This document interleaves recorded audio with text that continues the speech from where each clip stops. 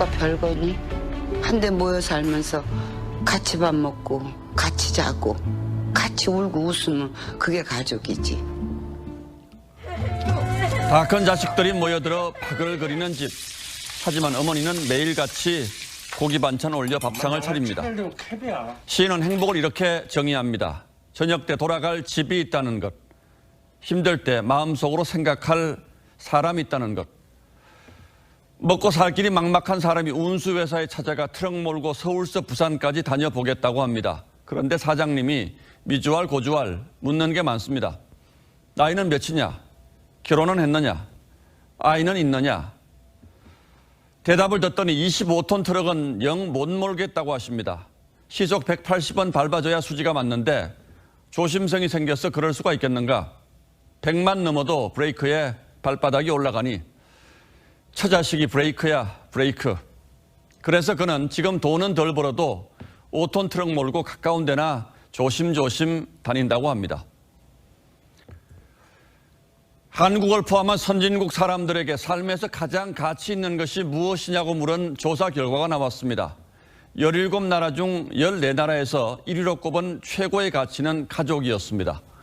전체 합산 순위에서도 가족은 으뜸이었고 직업, 물질적 행복, 건강이 뒤러리였습니다.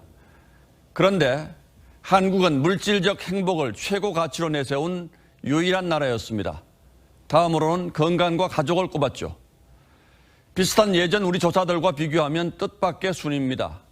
설문에 약간 차이가 있긴 합니다만 2년 전 한국인 행복의 조건만 해도 좋은 배우자와 행복한 가정을 이루는 것이 1위였고 건강은 그 다음이었습니다.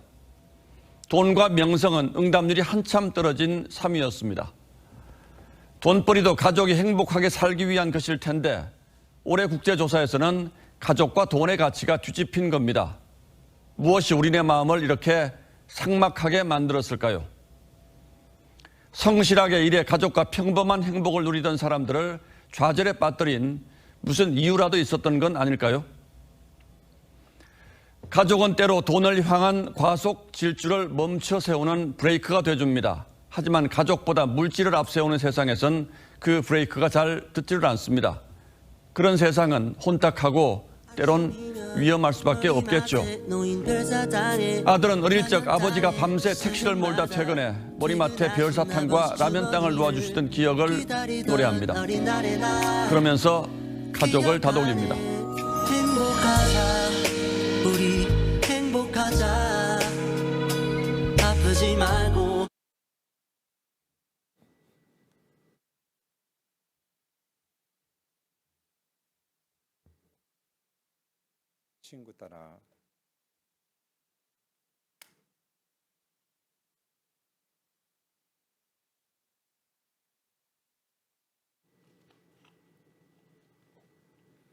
친구 따라 강남 간다는 말이 있습니다. 나의 의지나 목적과 상관없이 친구가 가니까 가는 겁니다. 조금 더 낮춰주세요.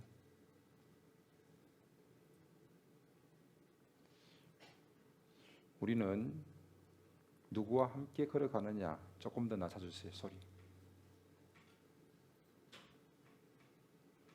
누구와 함께 걸어가느냐에 따라서 우리의 인생도 좀 더 낮춰주세요. 자, 이거 끄세요. 이거 끄시고 예배 전에 실험했는데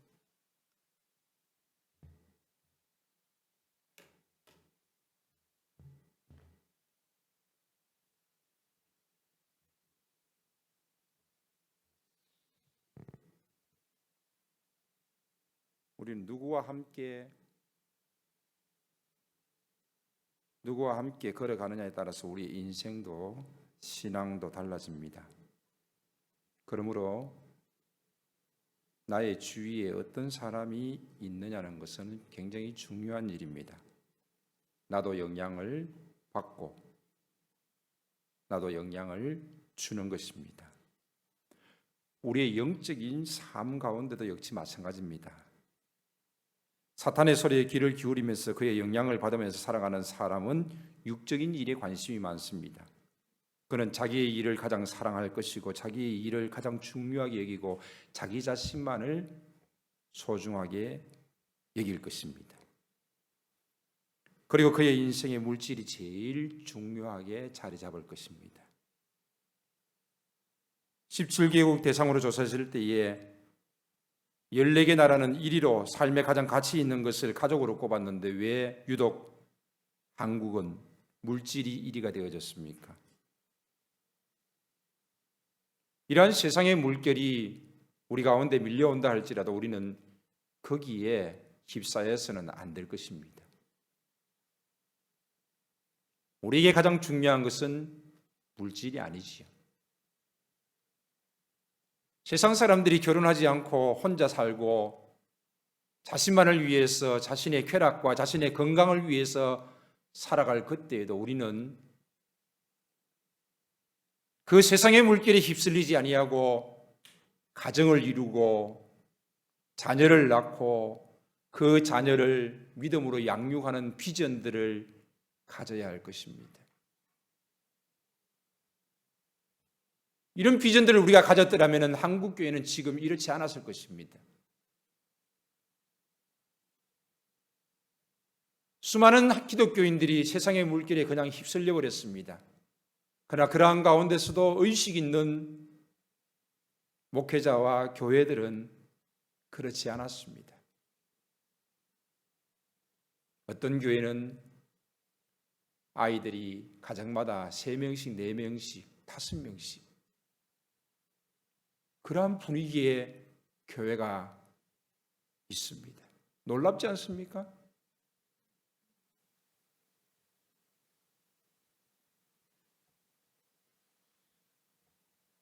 최고의 가치는 물질이 아닙니다. 우리는 우리 가운데 계시는 성령의 음성에 귀를 기울이면서 살아가느냐 아니면 사탄의 소리에 귀를 기울이면서 살아가느냐, 거기에 따라서 우리의 모습은 달라지게 될 것입니다. 그리고 여러분 주변에 어떤 사람이 있느냐에 따라서 여러분 자신도 달라진다는 것입니다. 예수님은 성령을 보내어서 우리 안에 살게 하시겠다고 말씀하셨습니다. 이것은 단순한 위로나 감정 이상의 것입니다. 그 성령께서는 우리의 삶 전체에 영향을 끼치기를 원하신다는 것입니다. 영의 길과 육의 길은 각기 다른 삶의 방식을 말합니다. 내가 이르노니 너희는 성령을 따라 행하라. 그리하면 육체의 욕심을 이루지 아니하리라. 육체의 소욕은 성령을 거스리고 성령은 육체를 거스리나니 이 둘이 서로 대적하므로 너희가 원하는 것을 하지 못하게 하려 함이니라. 너희가 만일 성령의 인도하시는 바가 되면은 율법 아래에 있지 아니하리라. 바울은 갈라디아 교인들에게 성령을 따라 살라라고 가르치고 있습니다. 항상 성령의 영향과 통제를 따라 살아가라는 것입니다. 성령을 따라 살아가느냐, 육체의 소욕을 따라, 즉 사탄의 소리에 따라 살아가느냐, 이것은 우리의 선택의 문제입니다. 세상 사람들은 선한 것과 악한 것이 자기가 기준입니다. 그래서 양심의 소리를 따라서 선하게 살아가는 사람들이 있습니다. 그러나 양심의 소리를 거부하고 자기 마음대로 살아가는 사람들도 있습니다. 우리는 이들과는 다릅니다. 육체의 소욕을 따라 살아가느냐, 아니면은 내 가운데 계시는 성령의 음성에 귀를 기울이면서 살아가느냐, 이것이 세상 사람들과 믿는 자들과의 다른 모습인 것입니다. 우리는 양심의 소리를 선택하는 것이 아니라 우리 가운데 계시는 성령의 음성을 선택해야 하는 것입니다. 성령님의 도우심이 없다면 인간의 의지로는 육체의 소욕을 이길 수 없고 세상의 물결을 이길 수 없고 죄악을 이길 수 없는 것입니다. 육체의 일이 죄와 사망과 파괴가 세상에 들어왔다는 것이 바로 사탄은 세상의 임금임을 말해주고 있습니다. 우리는 의식적으로 성령님을 의지하고 의식적으로 성령님의 음성에 귀를 기울이면서 그것을 선택해야 한다는 것입니다. 17절, 18절에 보니까 성령과 육신은 서로 반대의 욕구를 가지고 서로 지배하기 위해서 대적한다, 싸운다라고 말씀하고 있습니다. 우리 가운데 싸움이 일어나는 거지요. 사탄이 육체적인 욕구를 우리에게 자꾸 부어주고 그것을 행하기를 원합니다. 그러나 성령께서는 이것을 거부하고 너희들이 구별되어진 삶을 살아갈 것을 요구하십니다. 계속해서 우리 가운데 이것이 싸운다는 거지요. 우리를 다스리시고 우리를 이끄시는, 우리를 도우시는 성령님을 모시고 우리는 이것을 이겨내야 하는 것입니다. 하나님을 기쁘시게 하는 성도들은 자신의 죄와 육체의 소욕으로 인하여서 심한 갈등을 겪는 자들입니다. 그러한 우리를 하나님께서는 홀로 버려두지 아니하시고, 홀로 싸우도록 버려두지 아니하시고 성령을 우리 가운데 보내셔서 우리가 그 성령의 도우심 속에서 그것을 이겨내면서 하나님을 기쁘시게 하기를 원하시는 것입니다. 우리는 성령님의 인도하심을 따르든지 아니면 육체의 소욕을 따르든지 둘 중에 하나를 선택해야 합니다. 과거에 어떤 실패를 경험했든지 우리는 죄를 이기고 거룩한 삶을 사는 법을 배울 수 있습니다. 성령님의 인도하심을 따르겠다고 결심하고 그분이 우리의 삶을 다스리도록 도움을 구할 때 성령님은 우리에게 육체의 소욕을 이길 수 있는 능력을 주시는 것입니다. 성령님의 영향과 통제 아래에 있으면 있을수록 우리는 더욱더 많은 승리를 얻게 될 것입니다. 어떻게 하면은 성령님과 더 많은 영향을 받고 성령님의 통제 아래에 있을 수 있을 것인가? 있는 것입니까? 사람들은 저마다 습관적인 죄와 중독이 있을 수 있습니다. 그것을 어떻게 하면 이길 수 있습니까? 미움, 원망, 술, 담배, 도박, 포르노, 야동, 야설, 저는 여기에다가 주식도 하나 추가했습니다. 아이고, 주식은 얼마나 건강한 것입니까? 건강하지요. 서로 투자해서 기업을 살려야지요. 도와야지요. 제가 얼마 전에 말씀드렸지 않습니까? 세무사님이 자기 아들에게 자기 아들 주례사를 하는데 자기가 주례를 했습니다. 주례사를 하는데 제일 첫 번째가 절대로 주식은 하지 마라. 첫 번째 당부가 그거였습니다. 얼마나 많은 사람들을 만났겠습니까?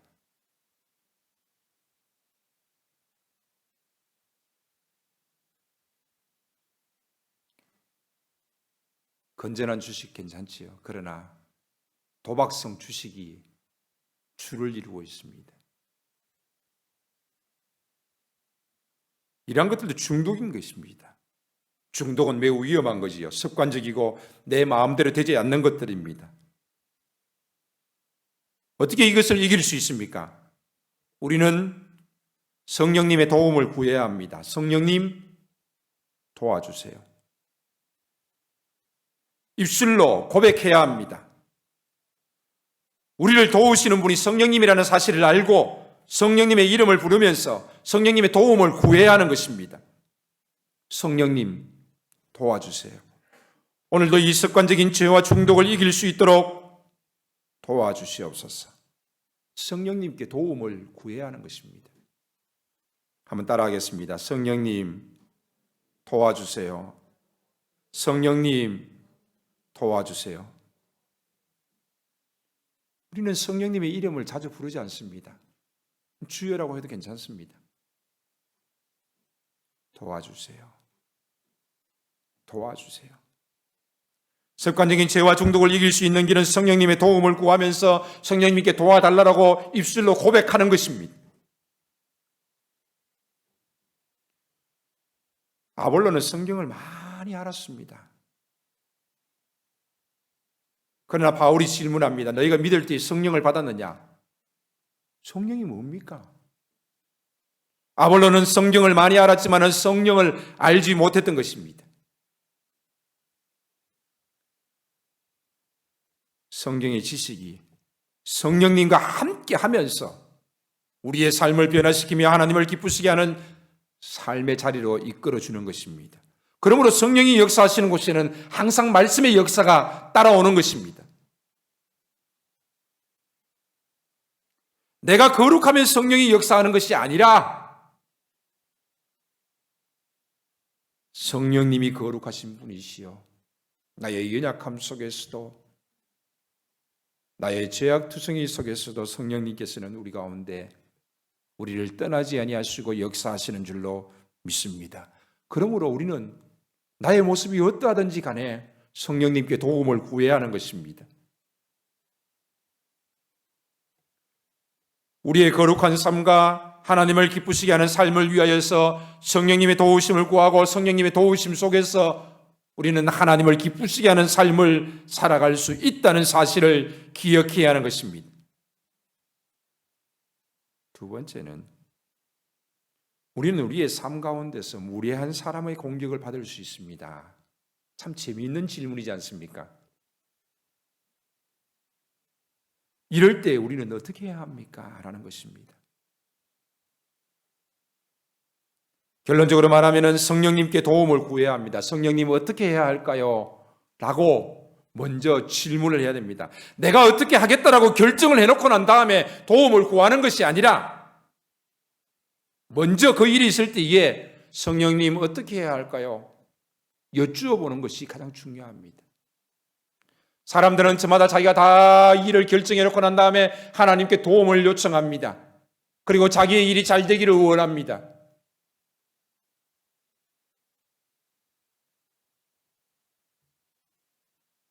목회자와 상담할 때도 역시 마찬가지입니다. 자기가 다 결정해놓고 난 다음에 거기에 동의해달라는 겁니다. 그리고 기도해달라는 것입니다. 그러면서 어떻게 하면 좋을까요? 라고 묻습니다. 어떻게 하긴 뭘 어떻게 해요? 자기가 다 결정해놓고. 하나님 앞에서도 자기가 다 결정해놓고 하나님께 그저 자기가 하는 일이 잘 되기만을 위해서 기도하는 것은 아니라는 겁니다. 내가 어떤 일들을 결정하기 전에 먼저 하나님께 도움을 요청해야 되는 것입니다. 우리의 삶 가운데 무례한 사람의 공격을 받을 수 있을 때에 우리는 성령님께 어떻게 해야 할까요? 라고 먼저 묻는 것이 중요한 것입니다. 바로 그 대답은 무시하는 것과 차단하는 것, 용서하는 것, 또 코칭하는 것, 여러 가지 것들을 7가지를 소개합니다. 그것들을 제가 잠깐 소개하겠습니다. 첫 번째, 무시하는 것입니다. 기분 상했어. 나는 너와 안 놀아. 이거는 초딩들이 하는 행동입니다. 왕따시키고. 결국에는 문제가 해결되지 않습니다. 여호와께서 말씀하시되 오라 우리가 서로 변론하자. 너희 죄가 주홍 같을지라도 눈과 같이 희어질 것이요 진홍같이 붉을지라도 양털같이 되리라.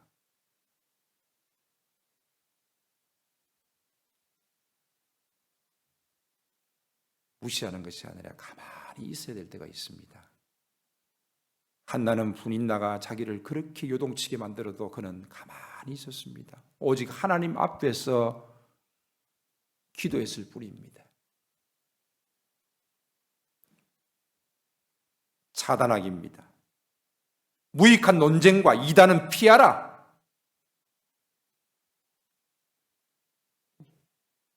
그리고 그 외에는 부딪혀서 해결해야 하는 것입니다. 그러나 어리석은 변론과 족보 이야기와 분쟁과 율법에 대한 다툼은 피하라는 것입니다. 이것은 무익한 것이 헛된 것이니라. 이단에 속한 사람은 한두 번 훈계한 후에 멀리하라. 디도스 3장 9절에서 10절 말씀하고 있습니다. 내가 무시당하지 아니할 수 있도록 차단하는 것입니다.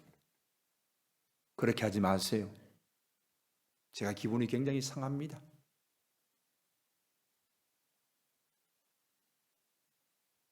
용서하기입니다. 그 사람을 불러서 절대로 그렇게 하지 말라고 경고하는 것입니다. 그리고 회개하거든 용서하라는 것입니다. 경고하지도 않고 회개하지도 않았는데 용서하는 것은 그것은 그 사람을 망치는 일이요 교회를 망치는 일입니다. 경고하지 않고 용서하거나 그를 잘라버리면 안 되는 것입니다. 하루에 7번째를 지었다.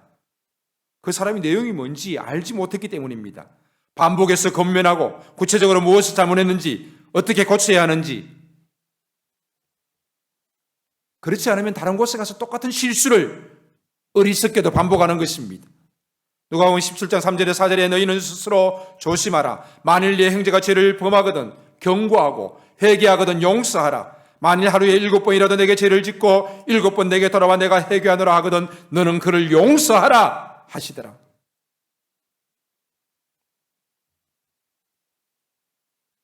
그 다음은 코칭하기입니다. 교회에서 형제가 죄를 범한 것이 드러나면 주관적인 추측이 아닌 객관적인 사실을 가지고 그것을 코칭해야 하는 것입니다. 강력하게 공고해야 되는 것입니다. 추측해서 주어도 들은 말로 해서는 아니 되는 것입니다. 정확한 근거를 가지고 정확하게 해야 되는 것입니다. 누가 보았더라, 누가 말하더라, 그것은 아닌 것입니다. 누가 아무리 정확하게 보아도 내가 본 것이 아니면 말하지 말고, 내가 들은 것이 아니면 말해서도 안 됩니다.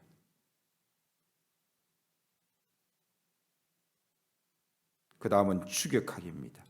아브라함은 조카 롯을 찾기 위해서 추격해서 그들을 쳐부수고 모든 것을 찾아왔습니다.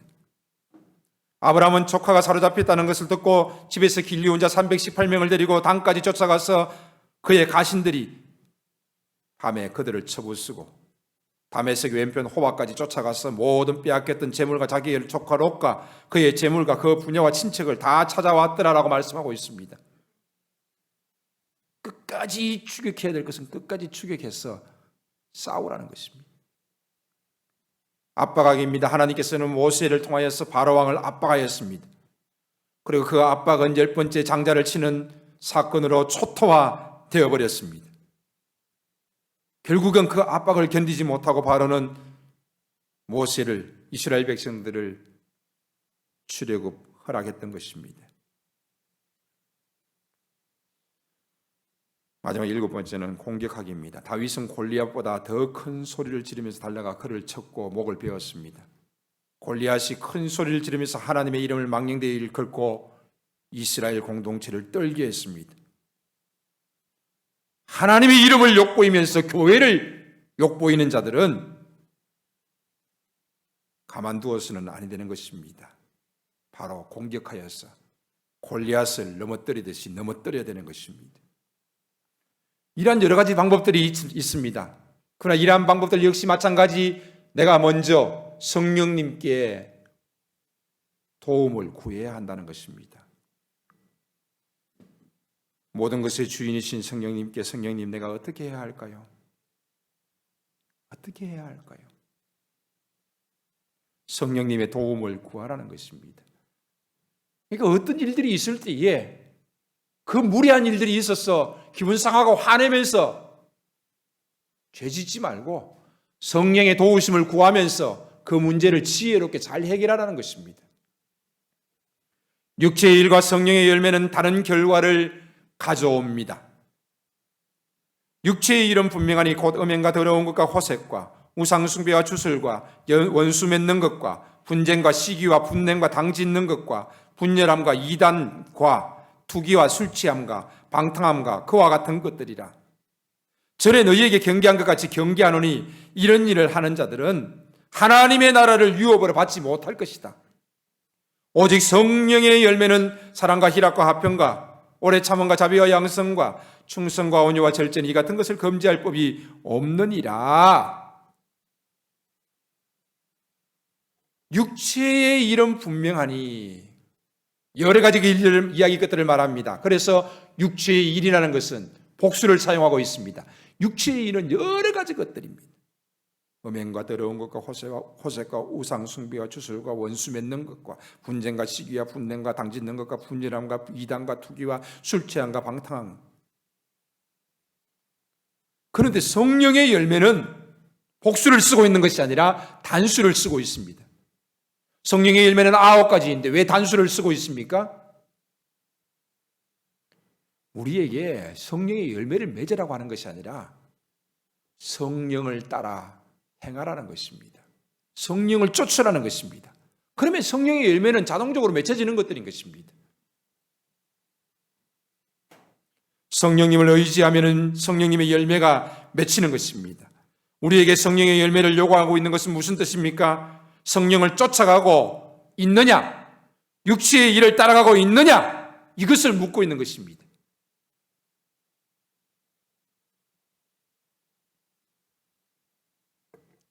성령을 따라 행하는 자들은 성령의 열매가 맺힐 것입니다. 그러나 육체의 일을 따라가는 자들은 육체의 열매를 맺을 것입니다. 무슨 일을 하든지 간에 하나님을 기쁘시게 하는 일을 해야 합니다. 그것이 열매입니다. 나를 기쁘게 하는 일, 내 만족을 위한 일, 그것들은 하나님을 기쁘시게 하는 열매들이 아니지요.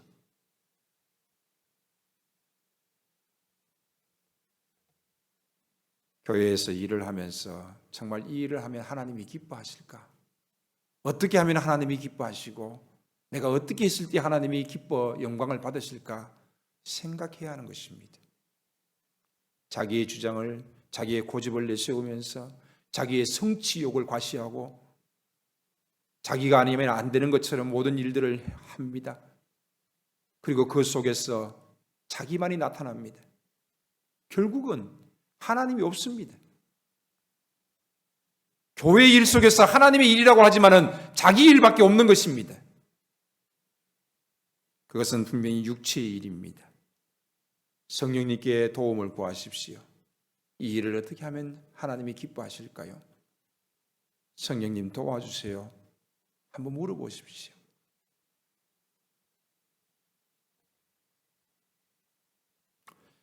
성령님을 의지하면 그분의 인도함을 받으면 개인과 교회가 거룩해질 수 있습니다. 성령님을 의지하며 그분의 인도하심을 받으면 교회의 거룩한 모습을 지킬 수 있습니다. 성령님은 거룩한 속성과 성품을 믿는 자 안에 창조하셨습니다. 이것을 여러분 아십니까? 이것을 경험했습니까? 중요한 부분입니다. 거룩한 속성과 성품은 바로 성령님의 성품입니다. 그 성령님이 죄로 말미암아 죽었던 우리를 다시 살리실 때, 새로운 피조물로 만드실 때에 그 성령을 우리 가운데 넣어주셨습니다. 인간을 창조하시고 난 다음에 우리 가운데 호흡을 불어넣으신 하나님께서 우리를 새롭게 창조하신 후에 성령님을 우리 가운데 허락하셨습니다. 그 성령님은 거룩하시고 그 성령님이 우리의 삶을 이끌어 가기를 원하시는 것입니다. 그러나 우리는 성령님을 따라 살아가느냐, 우리의 육체의 소욕을 따라가느냐, 이것은 우리의 자유의지입니다. 하나님이 인간을 창조하실 때도 역시 마찬가지였습니다. 자유의지가 있는 그 인간을 창조하시고 하나님께서는 보시기에 심히 좋았더라고 말씀하셨습니다. 그 자유의지를 가지고 인간은 선과 악을 알게 하는 열매를 따먹고 말았던 것입니다. 선악을 내가 판단하고 내가 결정하고 내가 선택하고 내가 행하겠다라는 것입니다. 그것이 죄였던 것입니다. 그것이 하나님과의 관계가 끊어진 것이었던 것입니다. 마찬가지입니다. 우리 속에 성령의 음성을 따라서 살아가느냐, 육체의 소욕을 따라 살아가느냐, 이것은 우리의 선택이라는 것입니다. 이 두 방식의 삶과 두 세트의 결과들은 하나의 선택만을 우리는 할 수 있는 것입니다.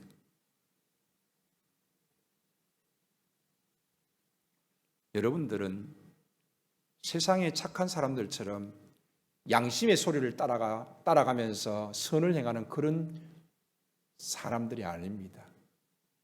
우리는 그보다 한 수 위입니다. 우리는 성령님이 함께 계셔서 성령님을 따라서 살아갈 수 있는 믿음의 사람들인 줄로 믿습니다. 그 양심의 소리를 따라가서 도덕적인 선을 이루었다고 해서 하나님께서 그를 기뻐하지 않습니다. 아무리 사회에 많은 선을 행했다고 할지라도 하나님이 그로 인하여서 영광을 받지 않으십니다. 그러나 하나님께서는 성령을 따라서 성령의 도우심 속에서 그 모든 삶들을 이루어가는 자의 삶을 통하여서 하나님은 영광을 받으신다는 사실을 우리는 기억해야 하는 것입니다. 그것은 우리의 선택입니다. 하나님이 우리에게 자유의지를 주셨듯이 우리가 가지고 있는 그 의지로 말미암아 내가 육체의 소욕을 따라 살아갈 것이냐 아니면 성령의 음성을 따라서 살아갈 것이냐, 그것은 여러분의 선택입니다. 그러나 그 선택으로 말미암아서 영적인 사망에 이르렀듯이 그 선택으로 말미암아서 하나님을 기쁘시게 하지 못하는 삶을 살아갈 수 있고, 성령의 도우심과 성령의 음성의 귀를 기울이면서 살아감을 통하여서 우리는 하나님을 기쁘시게 하면서 살아갈 수 있는 영적인 사람이 될 수 있다는 사실인 것입니다. 이것은 놀라운 사실 아닙니까? 왜 세상 사람들처럼 물질이 1위가 되어야 됩니까? 왜 믿는 자들 속에서도 똑같은 생각들을 가져야 되는 것입니까? 왜 물질이 1위가 되어야 되고, 왜 나의 만족이 1위가 되어야 되고 나의 건강이 1위가 되어야 되는 것입니까? 왜 결혼하지 않습니까? 왜 세상을 즐기려고만 합니까? 왜 자녀를 낳지 않습니까? 우리는 세상 사람들과 달라야 합니다.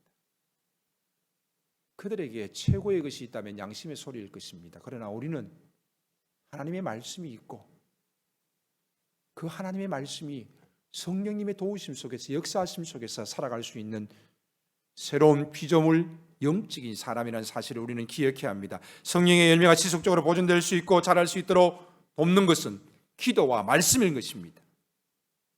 이 모든 것들도 우리는 선택할 수 있는 것입니다. 매일 순간 성령님의 인도하심과 촉구를 따라가야 될 것입니다. 헛된 영광을 구하며 서로 다투거나 싸우거나 질투하지 말아야 할 것입니다. 우리는 성령님의 박자와 보폭과 행진대열을 맞추고 걷는 병사와 같습니다. 오직 성령님과 보조를 맞추면서 살아가야 한다는 것입니다.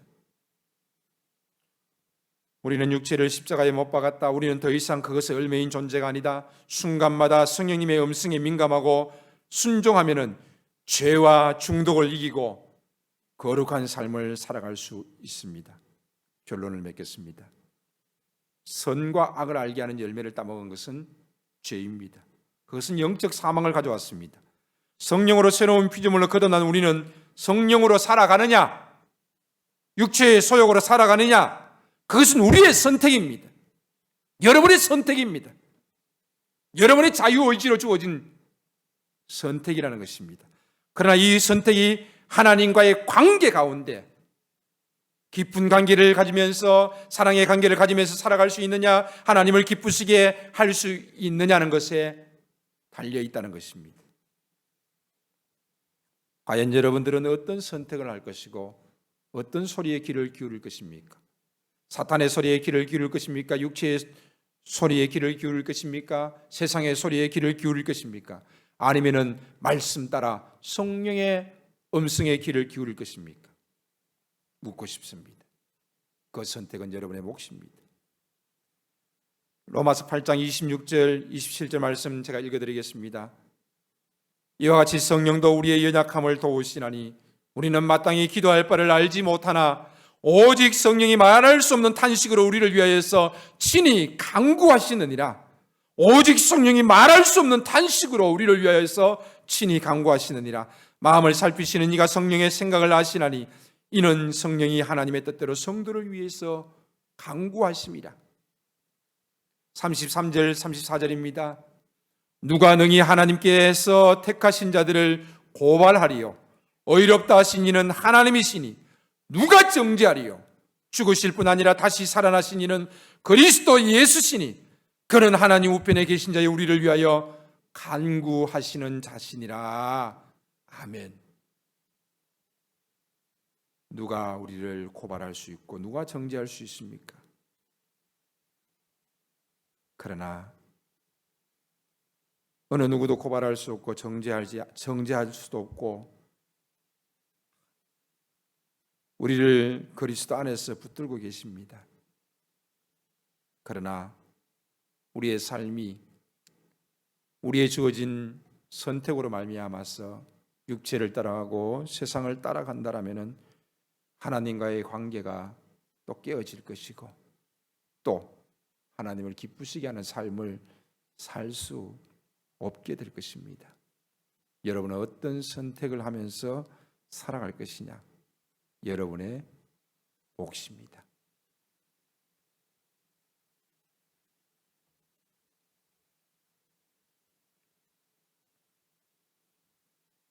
갈라디아서 5장 21절에 보면은 이런 일을 하는 자들은, 즉 육체의 일은 이러한 것이니 이런 일을 하는 자들은 하나님의 나라를 유업으로 받지 못할 것이요 라고 이렇게 말했습니다. 그러면은 이 율법으로 말미암아서 우리가 하나님 나라에 갈 수 없다는 것입니까? 그 답은 어느 누구도 고발하지 아니하고 정죄할 수 없습니다. 그러나 우리의 목표는 하나님의 나라가 아니라 우리의 목표는 하나님이 우리에게 허락하신 이 삶의 생애 동안에 하나님과의 관계를 가지고 또 하나님을 기쁘시게 하는 삶을 살아가는 것이지 않겠습니까? 사랑하는 우리 자녀 여러분, 여러분들은 결혼하기 전에 부모님과의 관계 속에서 부모님을 기쁘시게 하면서 또 부모님의 사랑을 받고 여러분들이 부모님을 사랑하면서 살아가는 것이 그것이 가족이고 그것이 가장 보람 있는 일이 아니겠습니까? 마찬가지로 우리는 이 땅에 살아가면서 하나님과의 깊은 사랑의 관계 속에서 하나님을 기쁘시게 하면서 하나님을 영광스럽게 하는 것이 우리의 삶의 가장 복된 일인 줄로 믿습니다. 아멘. 기도하겠습니다.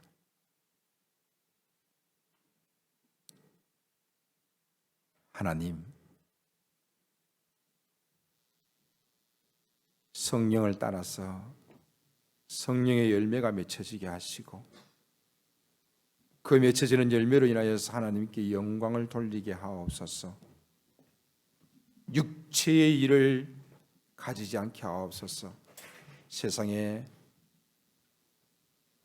물결에 휩쓸리지 않게 하시고 사단의 소리에 귀를 기울이지 않게 하시고 오직 성령을 따라서 성령의 음성에 귀를 기울이며 말씀의 놀라운 역사와 더불어서 우리가 승리할 수 있도록 역사하여 주시기를 원합니다. 우리에게 주어지는 그 선택의 문제가 성령님의 도우심을 구함을 통하여서 성령님을 의지하고 도우시는 성령님의 역사하심 속에서 세상의 모든 것들과 육체의 모든 것들과 사단의 그 모든 것들을 이길 수 있도록 허락하여 주시기를 간절히 바라고 원합니다. 특별히 중독으로 인하여서 힘들어하는 이들이 있습니까? 성령님 도와주시옵소서. 날마다 성령님의 이름을 부르면서 성령님의 도우심 속에서 그 모든 중독들도 잘못된 습관들도 다 이겨낼 수 있도록 역사하여 주셔서 정말 성령님의 도우심 속에서 성령님의 많은 영향력 속에서 살아갈 수 있는 우리들이 될 수 있도록 허락하여 주시옵소서. 우리를 기뻐 받으시옵소서. 예수님의 이름으로 기도하옵나이다. 아멘.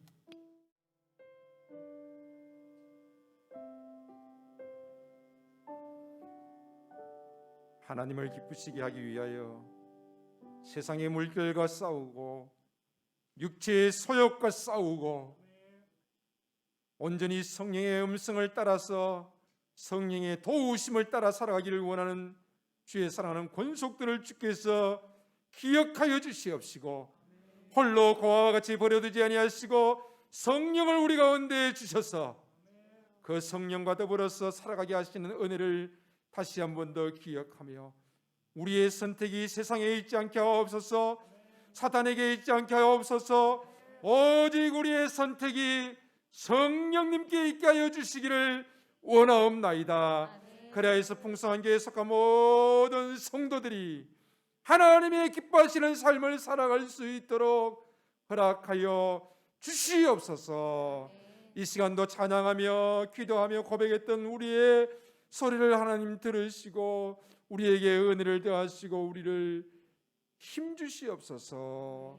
감사하며 예수님의 이름으로 기도하오며 이제는 우리 구주 예수 그리스도의 은혜와 하나님 아버지의 무한하신 사랑하심과 늘 우리와 함께 계시고 우리를 도우시고 때로는 말할 수 없는 탄식으로 우리와 함께 하시는 성령님의 감동감화 교통하시는 역사가 오늘도 성령님의 도움을 구하면서 믿음으로 살기 위해서 몸부림치는 주의 사랑하는 모든 권속들 가운데 풍성한 교회 위에 특별히 우리 자녀들 가운데 한국교회 위에 이제로부터 영원 무궁토록 함께 있을지어다. 아멘.